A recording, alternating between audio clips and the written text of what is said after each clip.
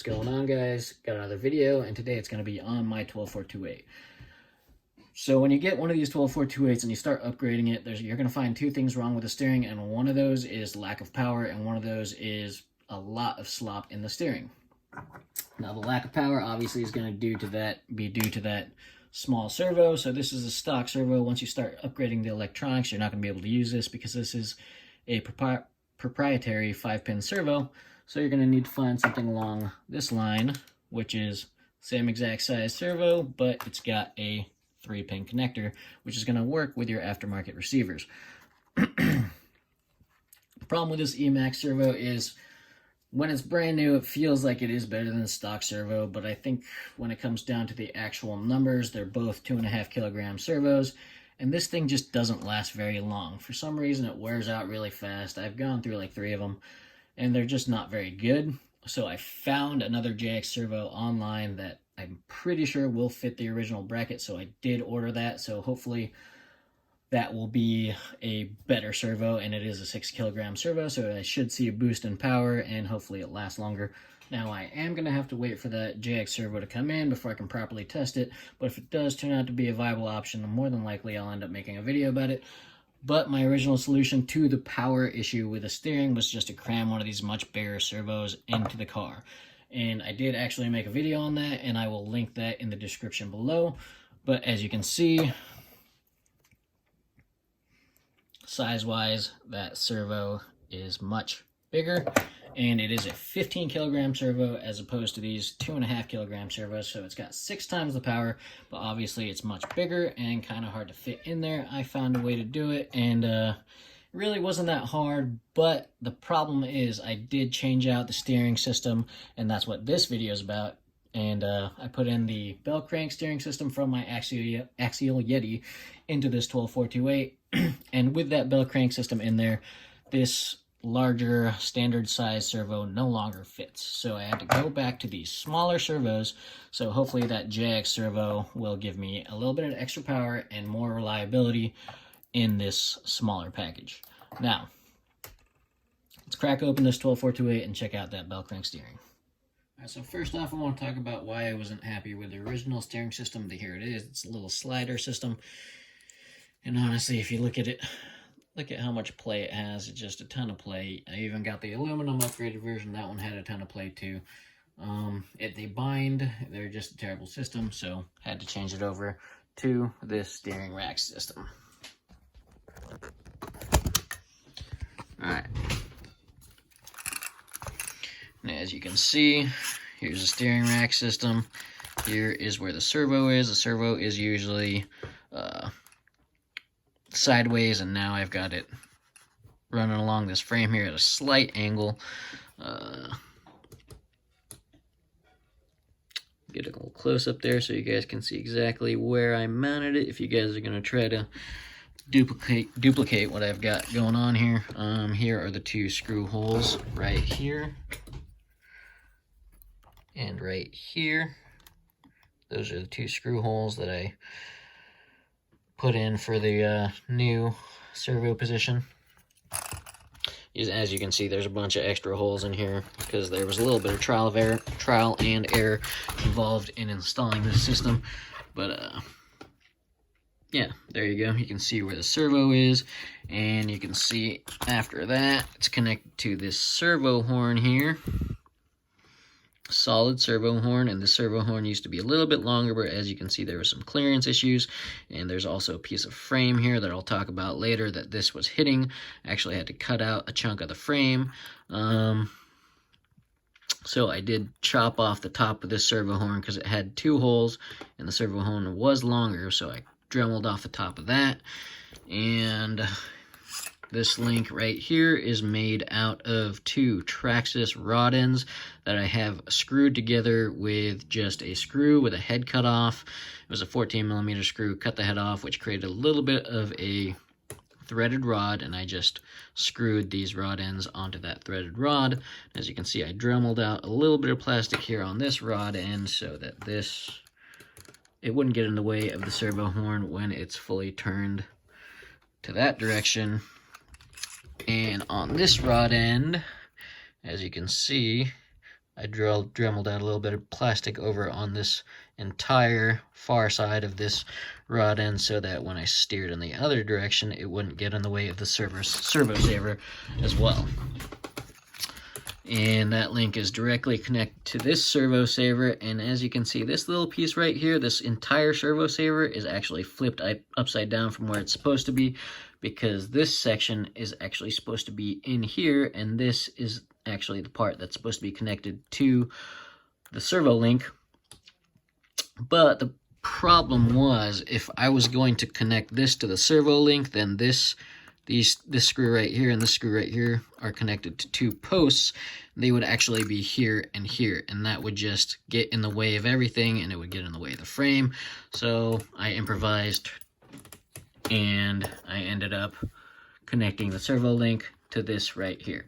And how I did that is,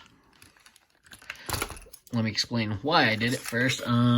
This little section right here is supposed to go around an M3 screw and turn freely. So this is too large to fit a M3 screw and thread.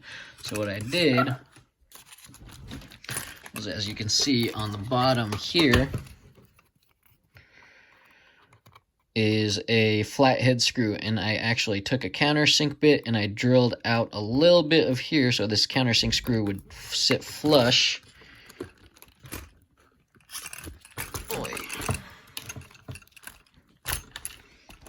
It would sit flush underneath right there. As you can see right here, barely protrudes because there is not a lot of room for air when it comes to the frame.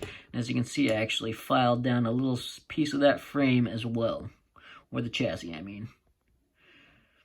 So what I did was I took that screw, and that screw goes up through this little section here, and then I took a lock nut and tightened it down, and that brought this flathead up, and now it sits flush and clears this piece of chassis. And that led a little piece of threaded rod right here, and all I do is take this link, put it on that threaded rod, and cap it off with one last lock nut, as you can see right here. Alright, and that, of course, is connected to the servo saver, which is on top of one of the steering posts, and there are two steering posts, obviously.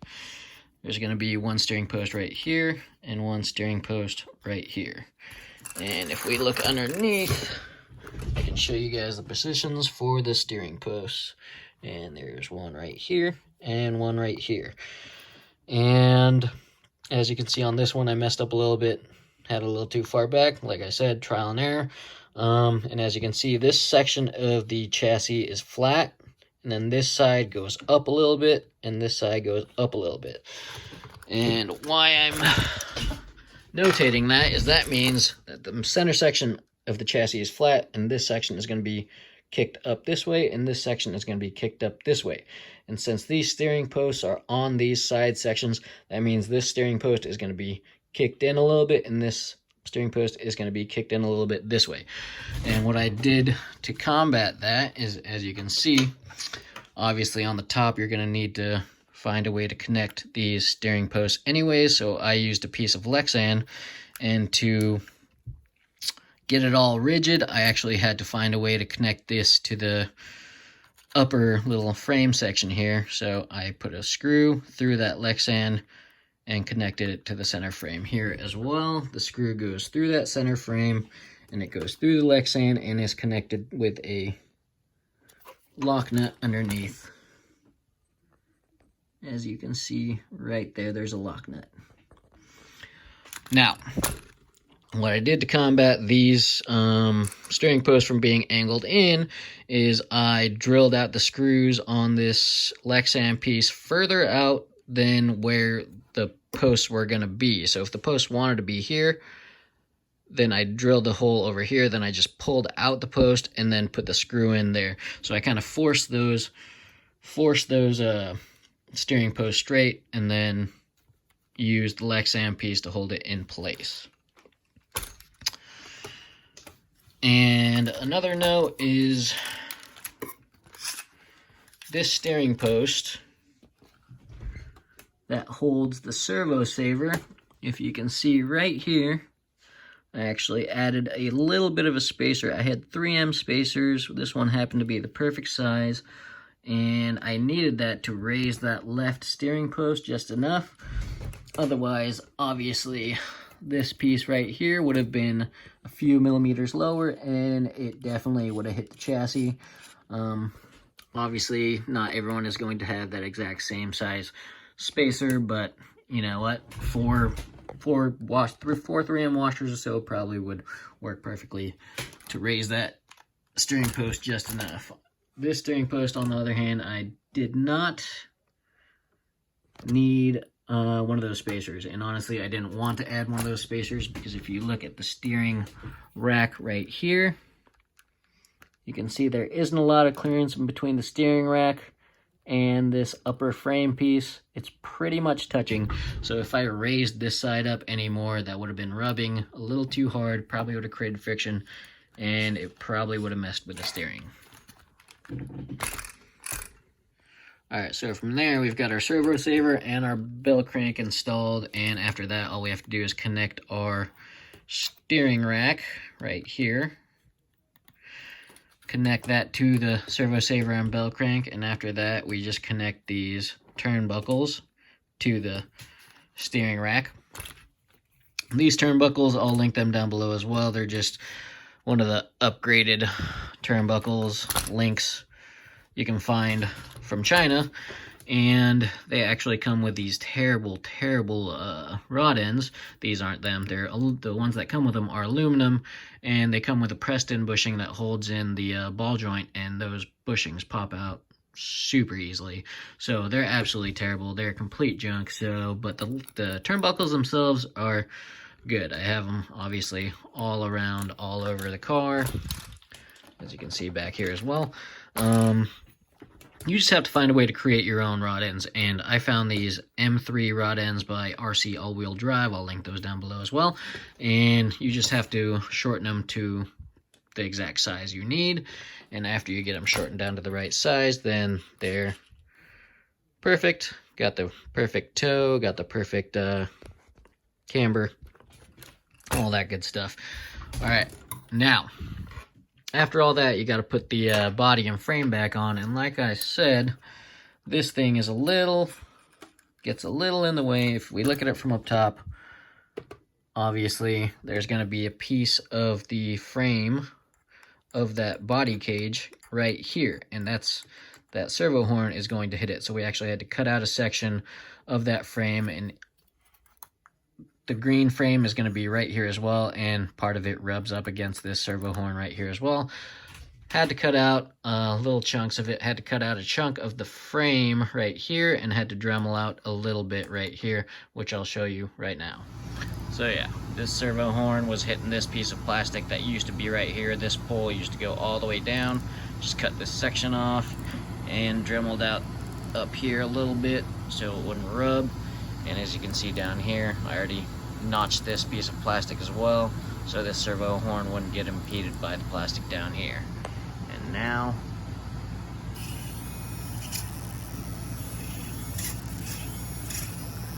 does not get in the way. And that Bellcrank system works fairly well. So that pretty much wraps up this Bellcrank system here. So I'm gonna end up adding some running clips to the end of this video, and it's gonna show you guys exactly what's going on with this car. And the reason I put in this Bellcrank system was I was hoping that it would stop all the wandering at high speeds. So when this thing's going in high speeds, it'll start wandering left and wandering right, and it's really hard to control when you're trying to go as fast as this thing can go. And this thing will run 45 miles an hour. I actually have speed runs. I'll link that in the description below as well. But yeah, it can be hard to control. I was hoping this Bellcrank system would solve those issues. Didn't quite do that, but honestly, seems like the gyro is solving all those problems. So it did help with the steering a little bit. It is a little bit more controllable, but honestly, it seems like the gyro is doing more work than anything. So there's that video at the end of this. You guys can compare for yourselves. I'll let you guys know when the gyro's on and when the gyro's off, and you'll probably see a noticeable difference in the wandering of the car. But hopefully you guys enjoyed this video. If you guys got any comments or questions, post down below, and thanks for watching.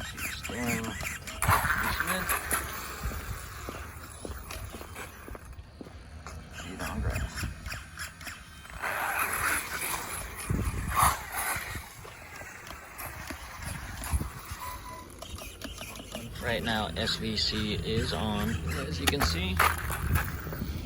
Get it out the street.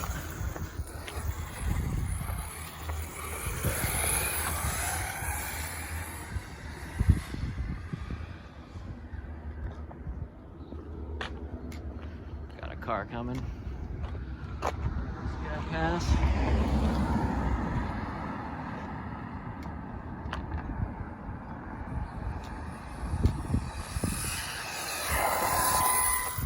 So straight as an arrow.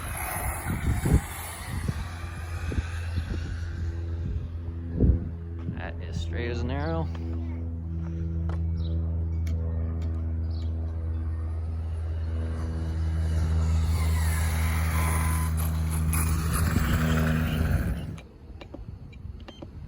SVC is off now, as you can see.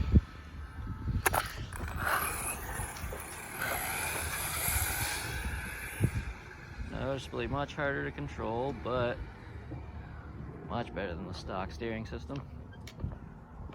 Yeah,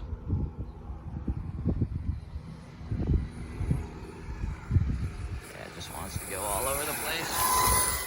So yes, SVC is going to make a big difference on this car.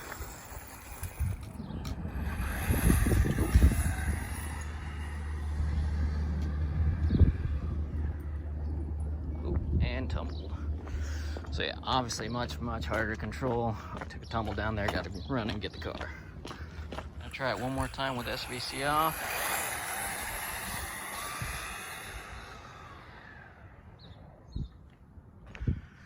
Alright, there it goes again. Tumbled. So yeah, SVC is kind of important with this car, I feel like.